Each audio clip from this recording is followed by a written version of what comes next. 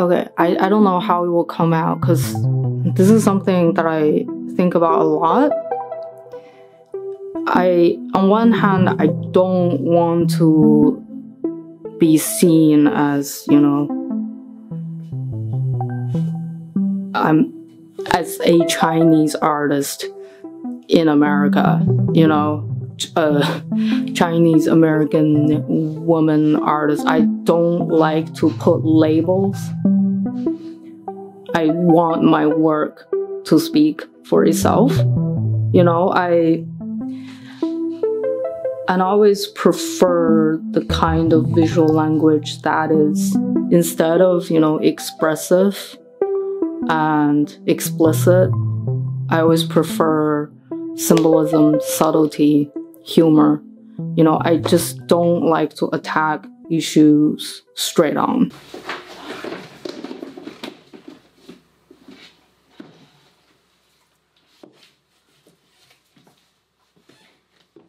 While I was in graduate school, I became interested in obsolete technology and e-waste. And it all started with this old phone that I found in my parents' apartment.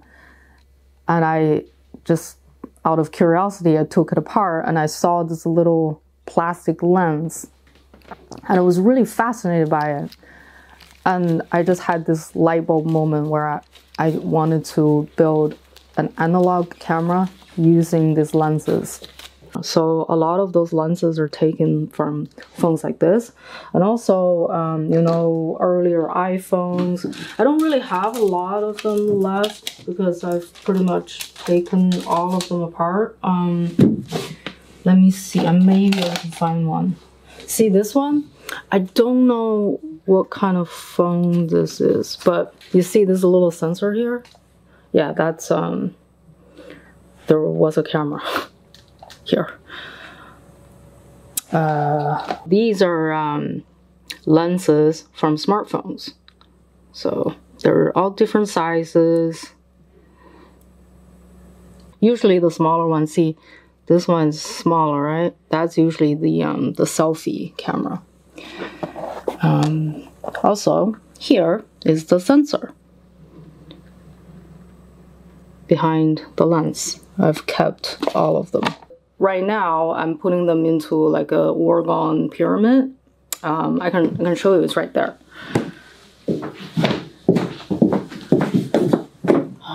Where is it? Oh, this is one of them. I don't know if you can see it if you just flip it. Kind of, it catches the light.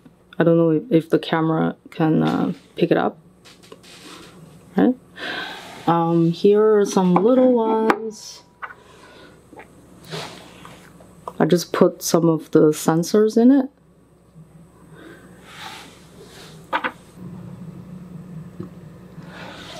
Just one cell phone lens suspended.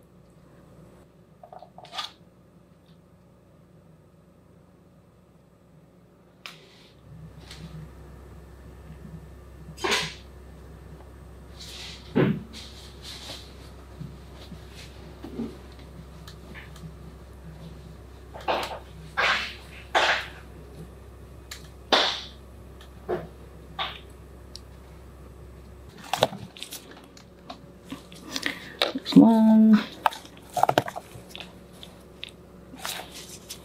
Aren't they cute? I built a camera with a lot of the lenses. Essentially, that is a medium format film bag. So I'll show you how it works. So essentially,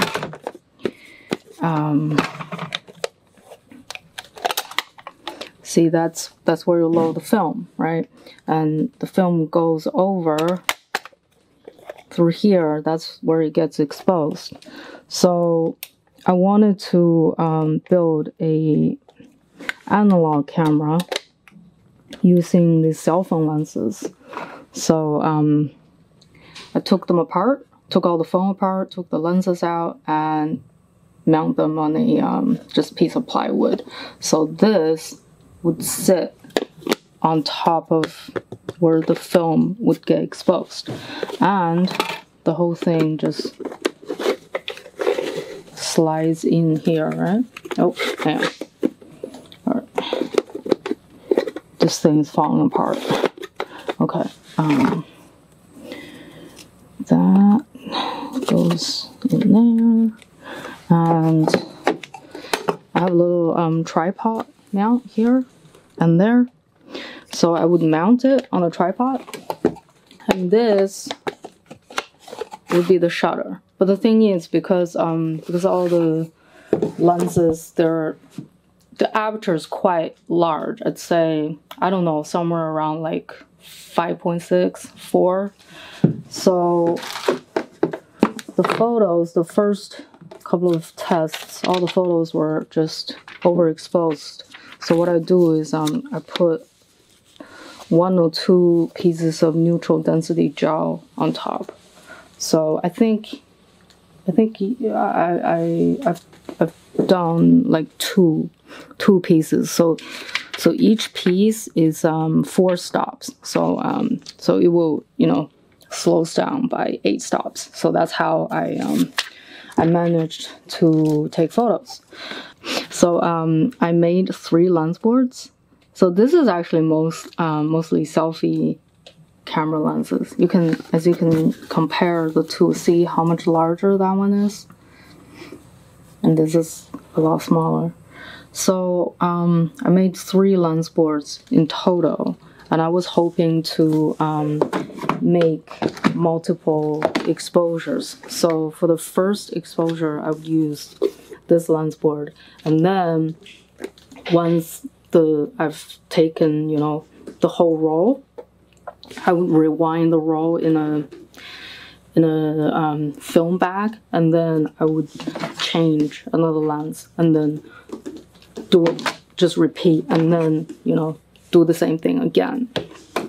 So I was hoping to create something really chaotic, you know, just imagine just a dark frame with like just grids of blurred little dots. So that was what I was going for.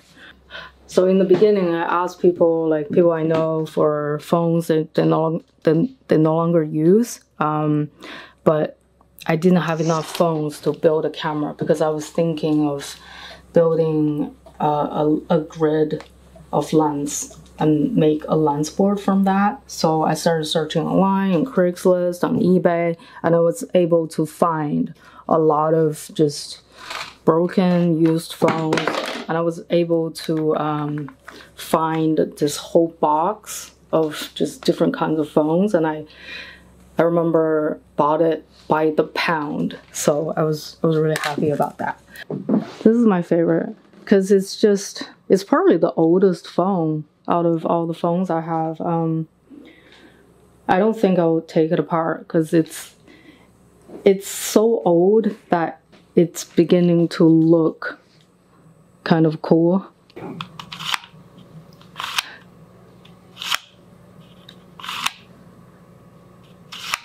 So this thing is a camera obscura. I built it from a projector lens. I found this at a surplus store in Davis.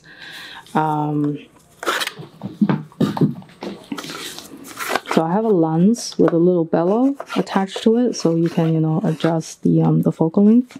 And here I have a mirror attached 45 degree, so the projection can be seen upward.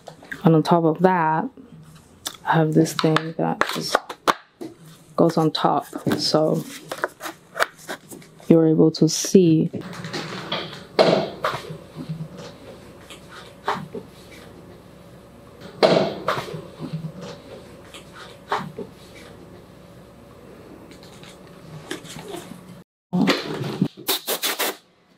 This is a view camera.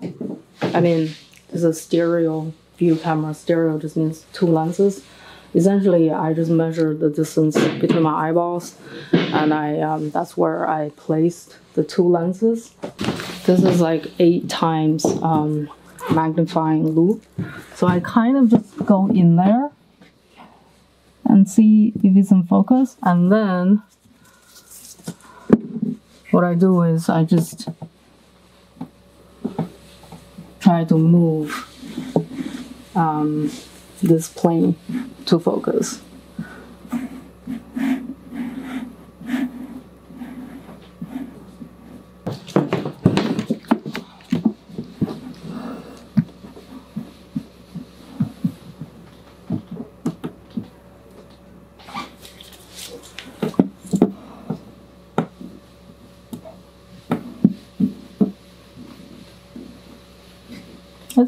I'd say the image quality is pretty good for like a cheap projector lens, you know? Okay. Alright.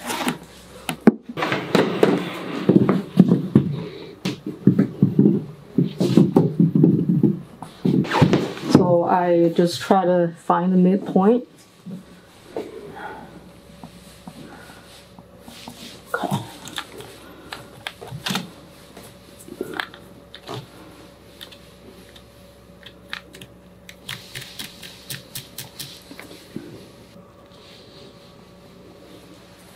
And try to focus.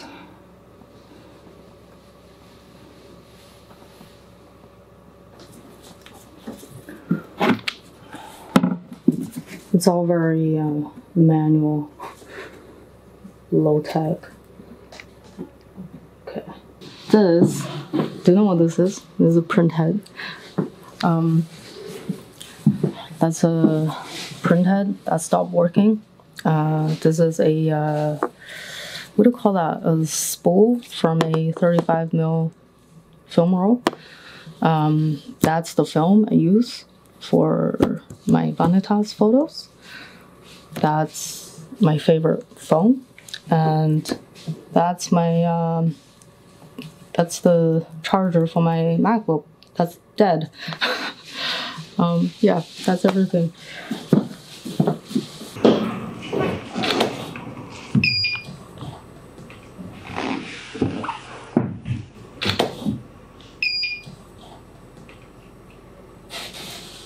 So this is a photo that I took with the stereo view camera. So all of the objects, they were either fully or partially encapsulated in epoxy resin. Yeah, so this work is like a transition period where I kind of took a lot of photos using the stereo view camera, and then slowly one thing led to another. I began just using a large format camera to photograph still life. I photograph a collection of all this old technology appropriating the style of the Vanitas paintings. So Vanitas painting is this genre of painting that was popularized in Europe in the 17th century. It uses a lot of symbolism like skulls and flowers, hourglasses, and the overall message is essentially earthly pleasure is all temporary and death is inevitable. It's something that everybody can understand regardless of your religion or your the language you speak, where you're from. As a result of that, I try to reference the style of the painting, but use all this e-waste and obsolete things and things that just not beautiful in the traditional sense.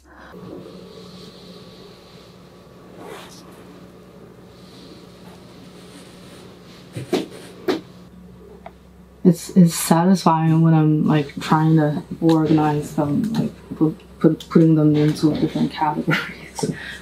I am a messy person by nature, but you know, I'm just trying to balance, because when it's usually my studio gets way too messy, and then I just clean everything, and then it gets messy again. It's sort of like, I don't know, that's just how I work.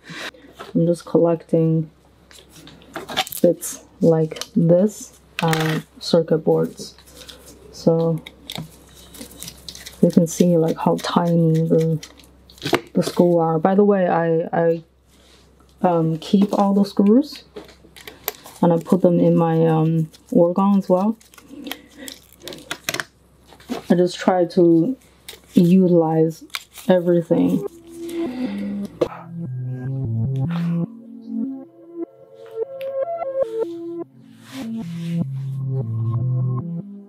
No.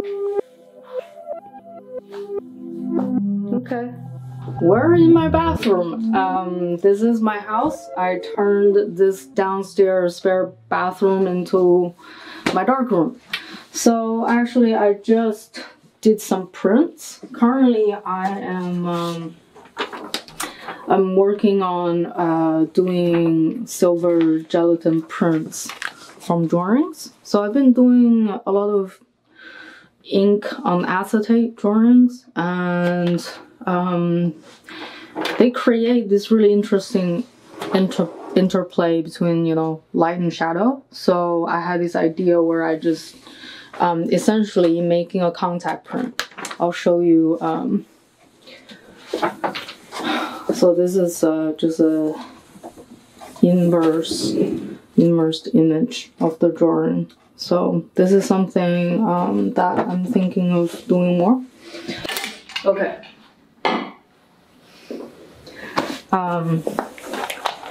So this is a projector that I built. Let me just turn the light on. I'll turn the motor on in a second because it makes sound.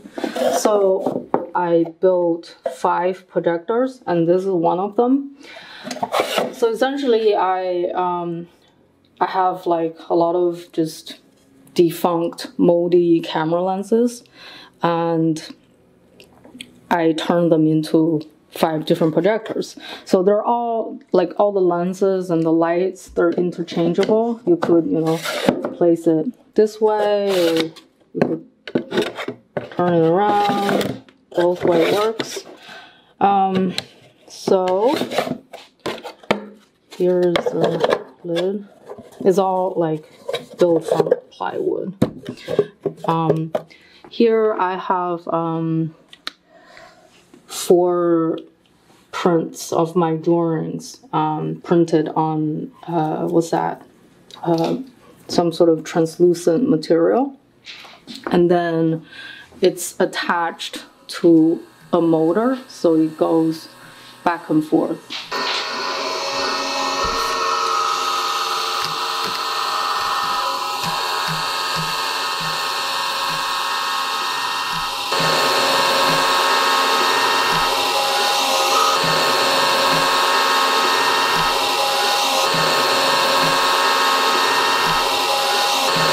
Yeah, it's all like plywood. This is some scrap wood, and that's a pair of chopstick.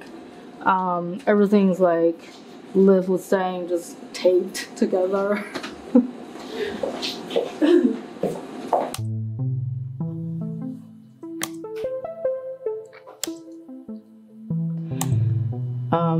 Yeah, these were all taken by a 4x5 camera. So I was inspired by, you know, I was thinking a lot about the Beckers and how they documented all those industrial architectural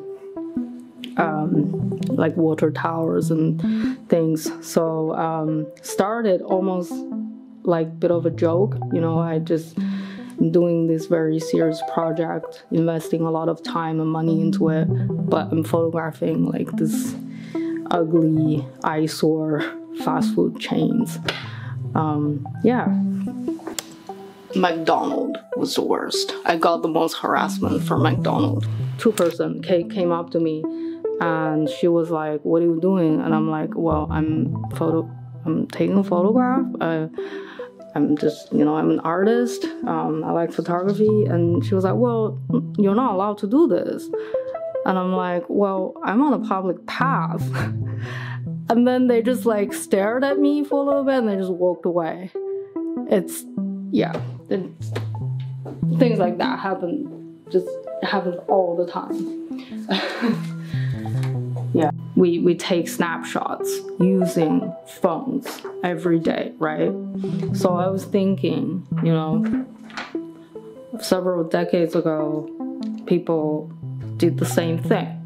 So, but you know, it was with film cameras. And I happen to have a lot of old family photos. I actually asked my dad to send all the family photos to me, so I have like a huge box. And each dot is an exposure. So for this one, I took family photos of my mom and my grandma.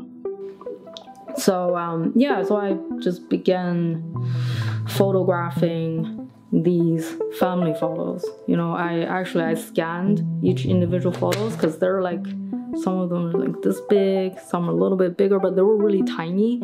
So I scanned them and I printed them bigger. So I, you know, photographed each one using the handmade camera. Yeah.